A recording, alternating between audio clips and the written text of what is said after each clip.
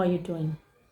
Hope you're doing fine. So today, I am really touched to talk about this girl that died in Sokoto, Deborah Samuel.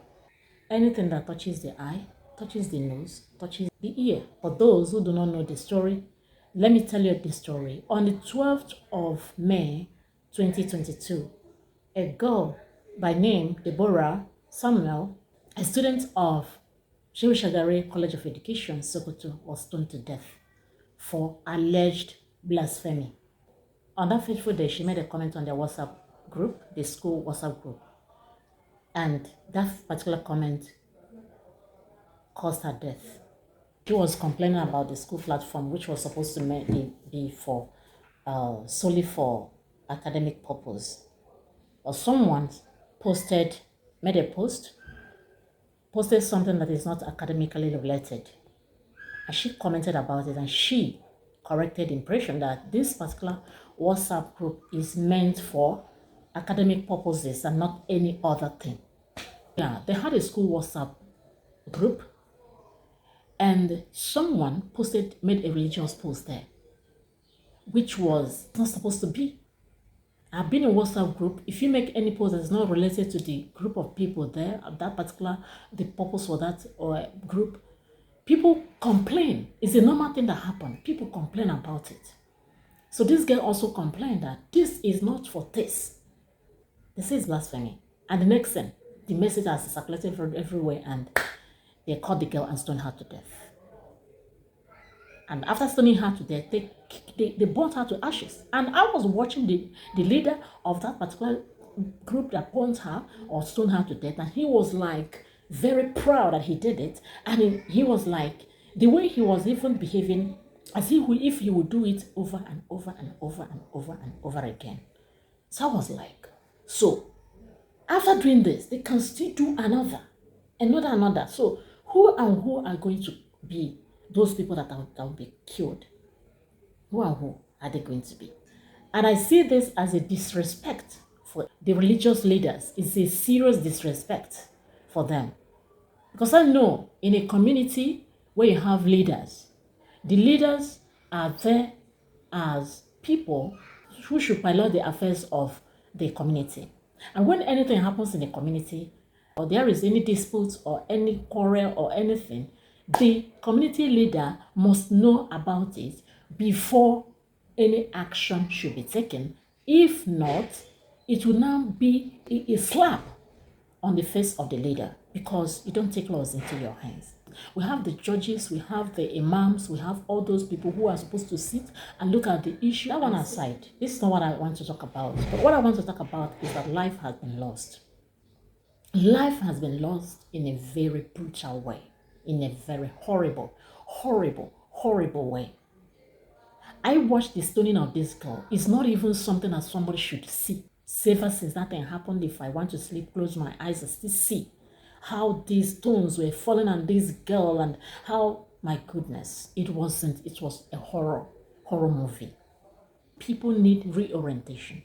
These religious leaders need to reorientate their members, because they are understanding this Islam in a way that it should not be. They are understanding the practice of Islam in a way that it shouldn't be understood. Even some Muslims are condemning the act. They are condemning it. Normally, they were supposed to take this case to the religious leader to look into it. Once they take the girl to that religious leader, without touching her, without doing anything to her, they will leave her there for the religious leader to make decision. And that decision should be in line with the constitution of the country before it can be carried out. Any killings can be carried out. People are dying because of all these incessant killings, all these useless nonsense killings. People do die over a trifle. For what? Jesus has been insulted many times in our country. Nobody has killed anybody because Jesus was insulted. If Jesus is God enough, he will fight for himself, not people fighting for him. God has power to fight for himself if he wants to. But you see that this God we are talking about, this Allah we are talking about, is a merciful God. He does not see the way human beings see. God is a merciful God. He does not look at issues the way human beings look at issues.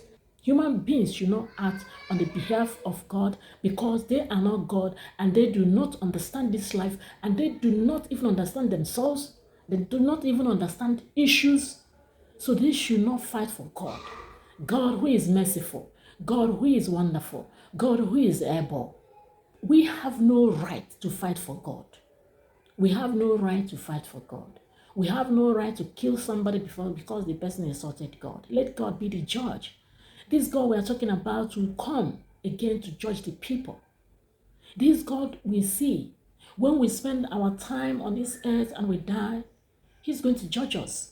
So why should we take laws into our hands?